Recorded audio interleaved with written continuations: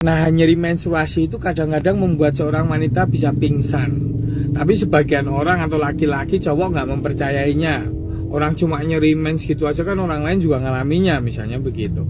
Padahal golongan nyeri karena menstruasi ini termasuk nyeri visceral, yaitu nyeri organ dalam, organ berongga. Yang memang nyerinya tuh bisa dalam dan bisa menyebar kemana-mana. Makanya ada istilah kolik abdomen juga. Kolik abdomen itu tuh ketika organ dalam yang berongga atau yang panjang berongga itu terkena tekanan atau terkena regangan atau mengalami penggembungan. Ya, misalnya kalau yang di rahim itu kan rahim memeras endometrium, lapisan terdalam untuk menstruasi sebulan sekali. Nah, itu akan menarik jaringan di sekitarnya, penggantung rahim maupun organ-organ di sekitarnya, itu membuat nyeri yang dalam dan kadang-kadang bisa membuat mual saking nyerinya. Demikian juga misalnya sederhananya aja orang kena gangguan lambung atau orang kekenyangan, bisa karena asam lambung naik atau makanan terlalu penuh. Itu kan lambungnya distensi, menggembung lebih ya 20% dari ukuran semula. Itu aja rasanya nyelek banget, penuh banget, nulak banget, rasanya engap banget. Demikian juga misalnya nyeri visceral yang lain itu misalnya batu ginjal atau batu ureter saluran kencing, itu bisa membuat orang sampai pingsan karena nyerinya tuh menyebar dan biasanya ada penyertaan mual ya, karena nyerinya sangat dalam, menyebar dan gak karuan rasanya. Ini beda dengan nyeri somatik.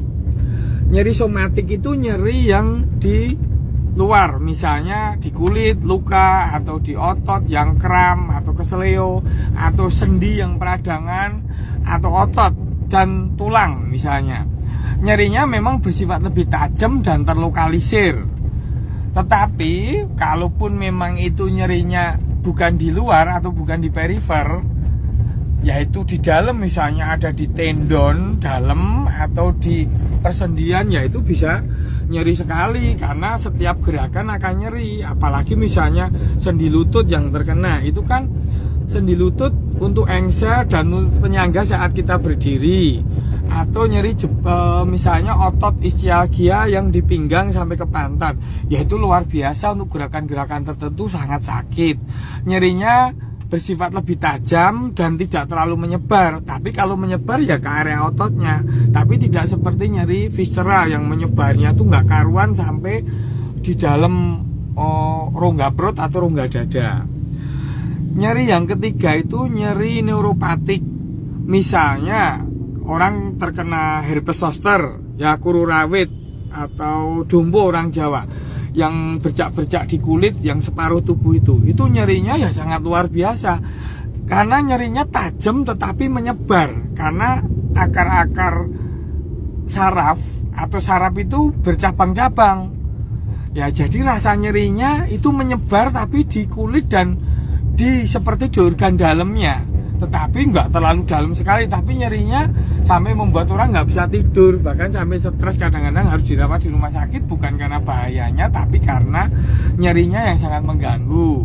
Bisa juga misalnya nyeri kepala trigeminal, itu penyebabnya karena terjadi peradangan di ujung-ujung saraf. Bisa juga karena jepitan saraf, misalnya di low back pain atau HNP ya, jadi jepitan saraf di ruas tulang belakang, itu nyeri neuropatik. Juga nyerinya bisa menyebar karena diantarkan oleh saraf. Baik nyeri yang manapun, apakah somatik, visceral atau neuropatik, ya kalau nggak nahan ya sebaiknya minum obat pereda nyeri yang cocok, yang memang spesifik. Misalnya untuk otot itu berbeda dengan yang untuk di dalam perut, atau berbeda sedikit dengan yang untuk nyeri saraf. Tapi ada baiknya dicari sumber nyerinya itu dari mana dan diobati.